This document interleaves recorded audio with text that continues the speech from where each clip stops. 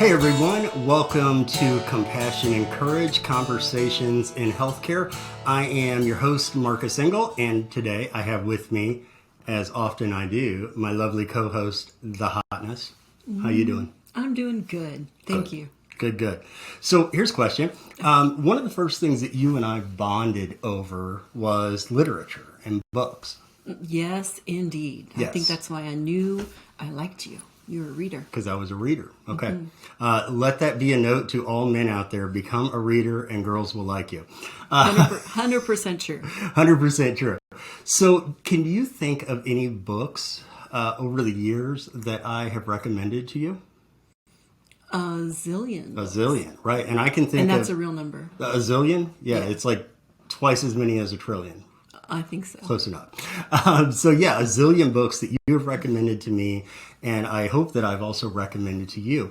I think about it's very seldom that I read a book that was not recommended by somebody else. Usually I have a list of, I don't know, my list currently is probably 100 different books that I want to read. And that list has been growing steadily since I was about 20 years old. But I remember when I was 20, I was back in college. I had only had my seeing eye dog for a couple of months. I was back in college being the new blind student on campus. And I made friends that first semester.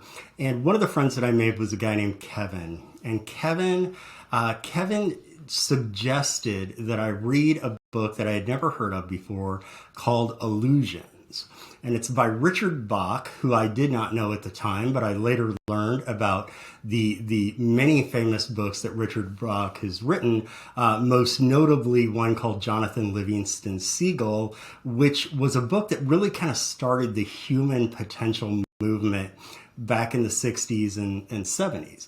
And so I read this book. I read it in one day when I should have been studying for psychology and political science tests. But I was just so enamored by this book. And it's a short book, wonderful read.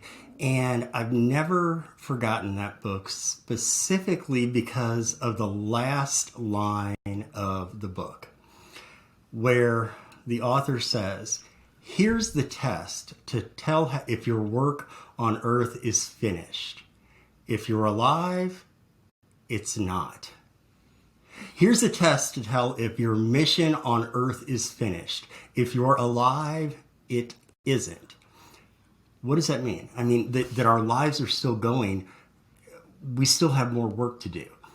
I have more work to do in my life. My mission is not yet accomplished. I have not gotten the I'm Here movement into the hearts and the ears and the minds of every caregiver on earth yet. But that is my mission. That is my work. And that's what I'll continue to do. That's the whole purpose of this podcast.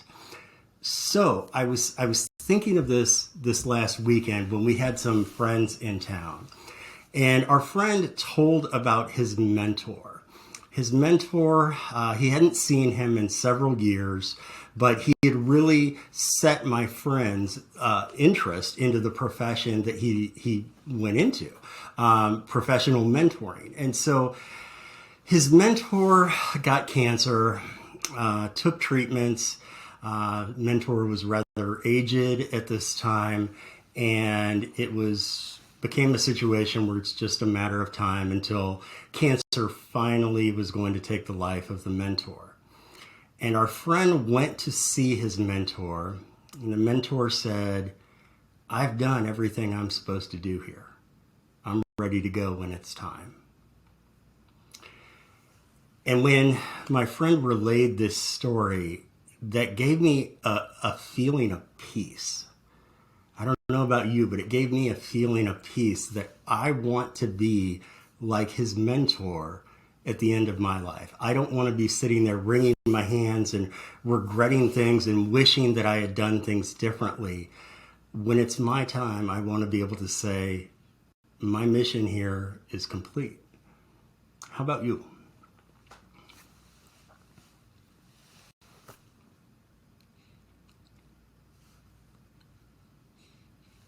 Did you start crying? Why? I agree. You agree? You guys, what you're witnessing here is the compassionate heart of Marveline. And this is the reason that the Hotness and I ever first got together, because she has one of the most compassionate hearts I know. And it's not just us telling this story right now. She can see a Hallmark commercial and burst into tears. She can see a picture of an abandoned dog on Facebook and she's going to burst into tears. And that is one thing I love about you. But I think that knowing that our missions here are not yet complete, we're still doing our work. And when we come to that moment of peace at the end of our lives, that's something that I hope for everyone. I wish that for every one of us, that we do the thing that we are called to do, that we do it to the best of our ability. And if you feel like you haven't done that, you still have time. You still have today. You have right now to do that thing that you are called. And if you feel like you messed up yesterday, it's okay. You have right now. You've got the next day, right? Do the thing right now, one step at a time. That's okay. Do it right now. Because like Richard Bach says, here's the test to find out if your mission on earth is finished. If you're alive, it isn't. I want to leave you on that today for this episode of Compassion and Courage, Conversations in Healthcare.